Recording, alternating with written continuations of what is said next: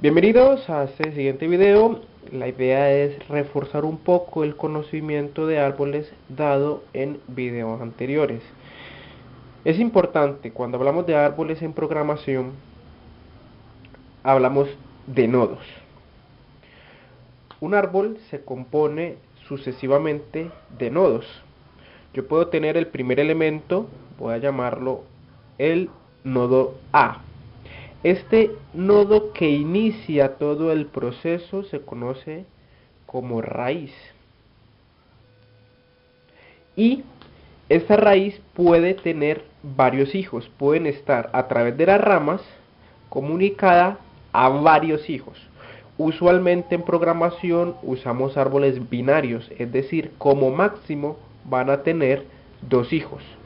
Y podemos entonces tener a este lado el nodo B al lado derecho y al lado izquierdo podemos tener el nodo C. Esto es un árbol binario, compone de una raíz, a estos de los lados se le conocen como los hijos. Tenemos entonces el hijo derecho y por aquí tenemos el hijo izquierdo. Y además, a su vez, ellos pueden, por ejemplo, tener más hijos.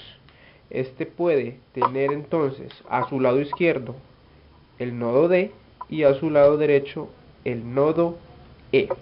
Si tapamos aquí, vemos cómo B también es un árbol. Es decir, que a partir de A ser un árbol bastante grande, sus hijos también pueden ser árboles. Estos que están con rojos tienen un nombre muy especial. Al no tener hijos, bueno, simbólicamente su lado izquierdo estaría vacío, el lado derecho también lo está. Al sus hijos estar vacíos, a estos nodos se les conoce como hojas. Pasemos a Racket entonces a la construcción de esto, que podemos hacerlo de dos maneras, ahorita en Racket lo veremos, y el cómo podemos entonces sacar sus hijos izquierdos, sus hijos derechos, la raíz y detectar cuándo es una hoja. En Racket podemos entonces crear árboles usando dos métodos, o estructuras o listas.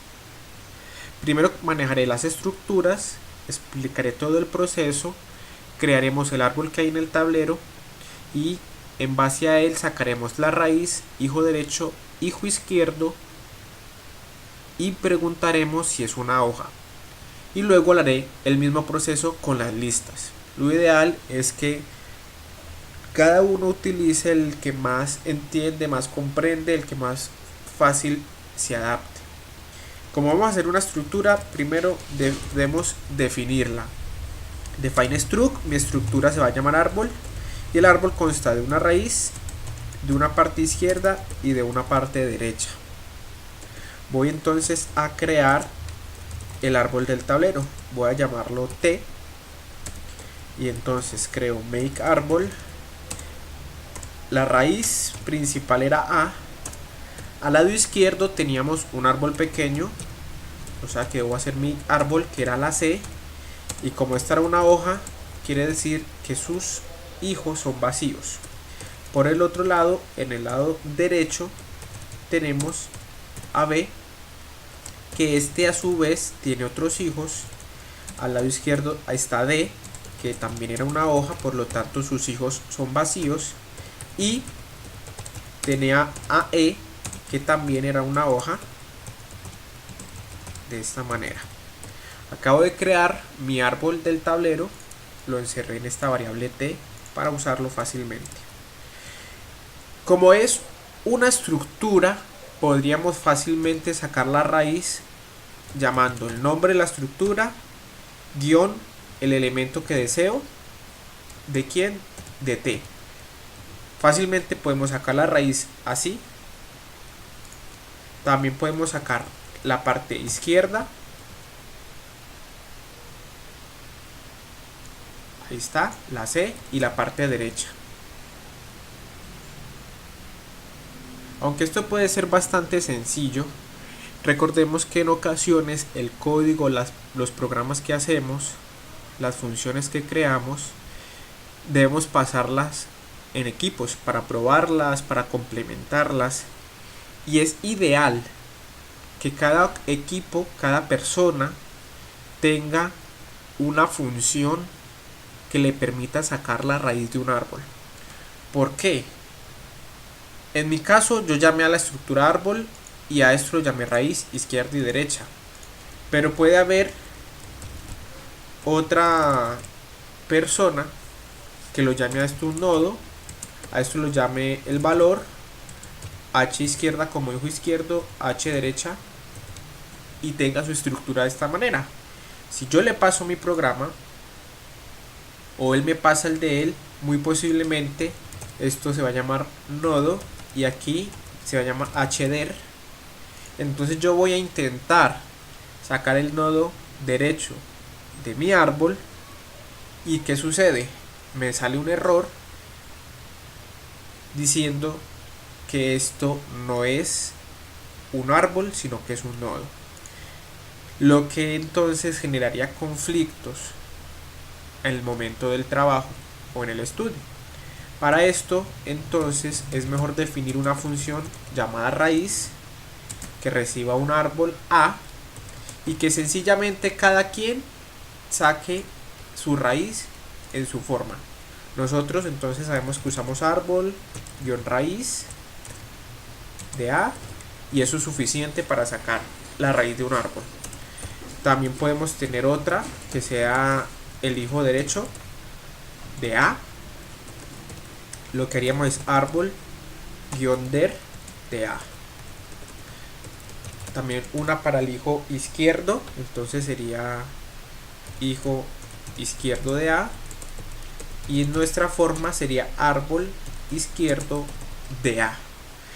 Para que cuando necesitemos una función, ahorita haremos una, no tengamos el inconveniente al momento de pasar los ejercicios. Usaríamos estas funciones genéricas que todos tendrían y así va a funcionar en todas las funciones que ejerzamos. Voy a crear la función hoja pregunta para detectar cuándo un árbol es una hoja y entonces tengo que crear las condiciones. Si esa hoja que me va a llegar está vacía, no es un árbol, o bueno, ese árbol si está vacío no es una hoja. Como voy a comparar dos elementos en una sola condición, que es la izquierda y la derecha, debo unirlos por un AND y preguntar, ¿será que el hijo izquierdo de A está vacío? Miremos que aquí ya utilicé esta función. Si el hijo izquierdo de A está vacío y el hijo derecho de A también lo está, quiere decir que hablamos de una hoja. En todos los otros casos no son hojas. Vamos entonces a revisar. Por ejemplo, hijo izquierdo de T y ejecutamos, funciona sin ningún problema. Si yo deseo entonces preguntar si es una hoja, el árbol completo me dirá falso. Muy bien. Y si yo pregunto el hijo izquierdo de T, que es justamente C, veamos si me detecta correctamente que es una hoja. Así es, así lo hace. Así de sencillo sería entonces el manejo de los árboles con las estructuras. Es bueno definir unas funciones generales, personales, es decir, al momento de hacer un ejercicio, copiamos esto, creamos el árbol que necesitamos y va a funcionar en todos los sitios. Vamos a modificar un poco esto pasándolo a listas. Ya no necesitamos este define struct porque las listas ya vienen por defecto en Racket. Lo que sí debemos entonces hacer es crear una lista. Ya sabemos que la lista va a tener una raíz, una derecha y una izquierda. Esa es el eje central. Nuestra raíz es A. Y a nuestra derecha hay otra que es la C. Podemos expresarlo así. Y a nuestra izquierda vamos a tener también a otro elemento que es la B. La B a su vez, bueno, sería a su izquierda, tiene el elemento D que está vacío y tiene también otro que es la E. Esto sería nuestro árbol en listas. Voy entonces a modificar y a pegarlo aquí. Indentaré un poco esto para mejor comprensión.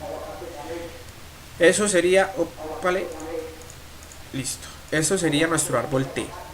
¿Cómo sacamos entonces la raíz?